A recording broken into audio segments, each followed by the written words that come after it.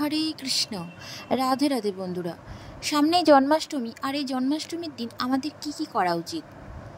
ওই দিন আপনারা মন্দির বা নিজ বাড়ির ঠাকুর ঘরটিকে সুন্দরভাবে সাজাবেন। নাম্বার 2, রাধা মাধবকে সুন্দরভাবে সাজাবেন। নাম্বার 3, গোপাল সোনাকে বা ছোট্ট যদি কৃষ্ণ থেকে থাকে তাহলে তাকে নতুন পোশাক পরিধান করাবেন। নাম্বার 4, ভাগবতের কৃষ্ণলীলা পাঠ করবেন। নাম্বার 5, কৃষ্ণের অষ্টোত্তর নাম পাঠ করবেন। নাম্বার 6, ভোরবেলা মঙ্গল আরতি করবেন। নাম্বার 7, বিষ্ণু সহস্র নাম পাঠ করবেন। নাম্বার 8, রাত্রিবেলা ভগবানের অভিষেক করাবেন। নাম্বার 9, গঙ্গা স্নান করতে পারেন। নাম্বার 10, হরিনাম সংকীর্তন করবেন। নাম্বার 11, হরিকথা শ্রবণ করবেন। সারাদিন ভগবানের নাম মনে মনে বলুন। সকলকে অসংখ্য ধন্যবাদ।